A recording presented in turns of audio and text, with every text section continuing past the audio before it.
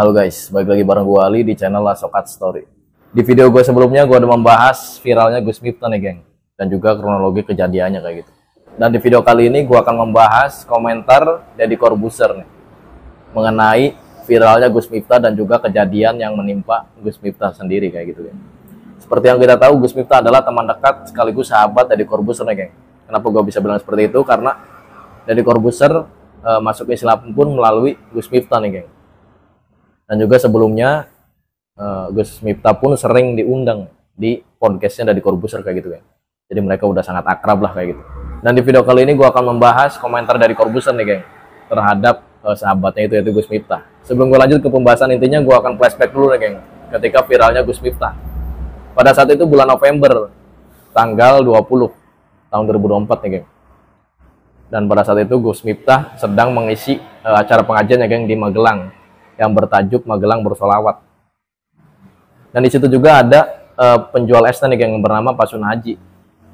Siapa Pak Sunhaji? Pak Sunhaji adalah seorang penjual es teh yang mana sebelumnya Pak Sunhaji ini bekerja sebagai karyawan di perusahaan kayu ya geng. Cuman karena beliau ini kena cedera gitu kan, mengalami cedera di tangannya, jadi beliau ini berhenti geng. Nah ketika berhenti beliau memutuskan untuk mengais rezeki atau mencari pekerjaan lain nih geng, yaitu berdagang es teh kayak gitu. Sebenarnya menurut tetangganya Pak Sunhaji ini nggak hanya berjualan es teh geng, tapi bisa juga disebut kuli serabutan kayak gitu kan. Jadi kuli serabutan tuh ya apa aja lah gitu kan, yang penting kerja kayak gitu. Dan pada saat itu ketika Pak Sunhaji ini ada di acaranya Gus Miftah nih geng, acara pengajiannya maksud gua, Pak Sunhaji ini ingin agar dagangannya itu diborong. Karena periode pun nih geng, Gus Miftah pun selalu memborong pedagang-pedagang kecil nih geng. Jadi bukan Pak Sunhaji doang gitu kan. Jadi udah memunculkan stigma bahwa ketika ada acara Gus Miftah nih atau acara pengajiannya lah kayak gitu, para pedagang tuh langsung mikir kayak gini geng, wah gue kesana aja lah, nanti juga diborong gitu kan sama Gus Miftah. Nah kayak gitu tuh. Jadi sewajarnya gitu kan, sewajarnya, selayaknya pedagang lain gitu maksud gue, selayaknya pedagang lain, Pak Sunhaji pun datang nih ke acaranya Gus Miftah itu geng, dengan stigma itu tuh tadi tuh yang gue bilang, berharap gitu kan agar dagangannya itu diborong kayak gitu geng. Pada saat itu Pak Sunhaji meminta agar dagangannya diborong ya. Dan pada saat itu juga terjadilah dialog antara Gus Miftah dan juga Pak Sunhaji nih.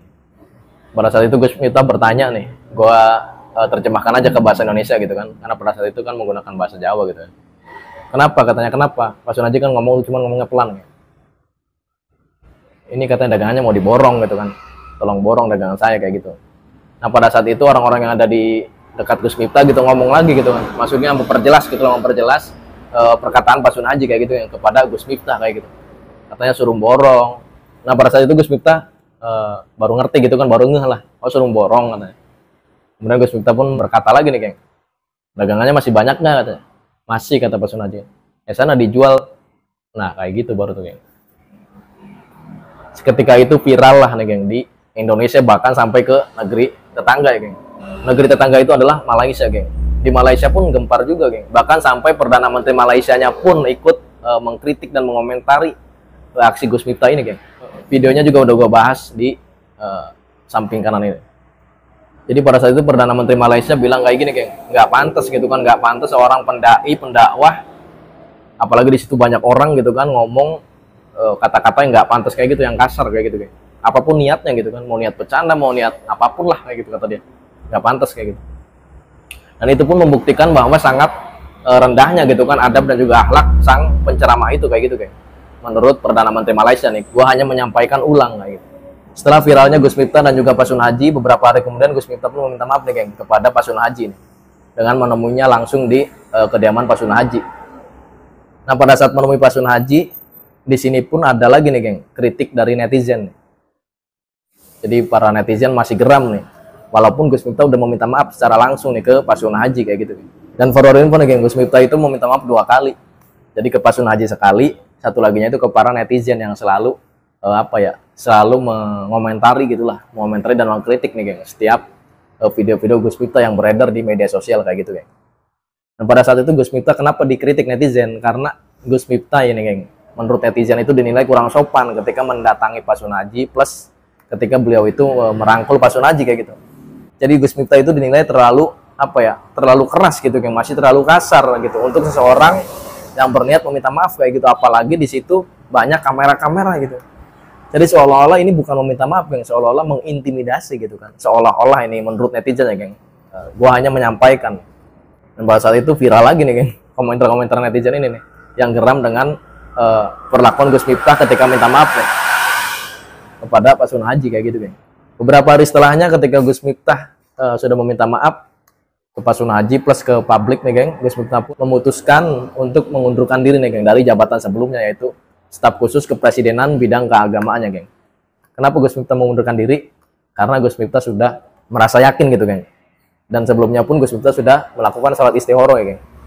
Jadi sholat istihoro itu sholat di antara dua pilihan gitulah. Ketika kita memilih dua pilihan yang berat gitu, geng, kita harus sholat istihoro kayak gitu, untuk menentukan salah satu pilihan yang diridhoi oleh yang di atas lah kayak gitu, geng. Dan di situ juga Gus Miftah berkata seperti ini, geng, dengan penuh kesadaran gitu kan, secara mendalam, saya memutuskan mengundurkan diri dari jabatan staf khusus kepresidenan kayak gitu, geng. Ini pun tak lepas dari komentar-komentar netizen ya, geng, yang menginginkan Gus Miftah itu agar mundur dari jabatan staf khusus kepresidenan ini, geng. Karena netizen menilai ini jabatan yang nggak pantas gitu kan diberikan kepada Gus Miftah kayak gitu, geng. Terlepas dari itu semua, gue akan menyampaikan lagi nih, geng, pembahasan intinya nih, yaitu komentar dari Deddy Corbuzier nih, geng, selaku sahabat Gus Miftah sendiri. Pada saat itu Deddy Corbuzier membuat satu video pendek nih, geng. Jadi kayak video short kayak gitulah yang diupload di Facebook Gus Miftah sendiri ya, geng. Jadi ini real Gus Miftah nih. Gue pun udah lihat videonya, dan di situ Deddy Corbuzier berkata seperti ini, geng. Buat kalian nih yang ingin tahu kenapa saya nggak buat podcast gitu kan, podcast dengan Gus Miftah maksudnya. Sebenarnya bukan nggak buat sih, Deddy Corbuzier itu buat, geng. Buat tapi khusus pelanggannya channel Deddy Corbuzier kayak gitu. Jadi khusus member kayak gitu. Jadi yang bukan member itu nggak bakal tahu. Dan di situ pun kenapa Deddy Corbuzier nggak mempubliknya gitu kan, karena gini loh, katanya dia punya kontaknya, punya kontak Gus Miftah maksud gue, geng. Punya kontak WhatsApp-nya, dia nih Deddy Corbuzier sudah menganggap Gus Miftah ini sebagai sahabat plus keluarganya kayak gitu, geng. Ini Deddy Corbuzier berkata seperti ini, geng. Deddy Corbuzier pun berkata lagi nih, mungkin nggak, katanya, kalian ini kalau punya sahabat nih, punya nomor WA-nya gitu kan, mungkin nggak kalian membahas dan menasehati sahabat kalian ini di medsos kayak gitu? Pasti nggak mungkin kan? Itu kata Deddy Corbuzier ya, geng. Pasti kalian itu akan menelponnya gitu kan, kenapa, dan bertanya lewat WA langsung kayak gitu, geng. Ini menurut Deddy Corbuzier ya, geng, atau komentar Deddy Corbuzier kayak gitu. Oke, terima kasih buat kalian yang sudah menyaksikan video gue ini dari menit pertama sampai menit akhir. Dan buat kalian suka dengan video gue, pasti udah klik tombol subscribe dan logo bel yang dari sampingnya gue Ali. Kita ketemu di video berikutnya. Terima kasih.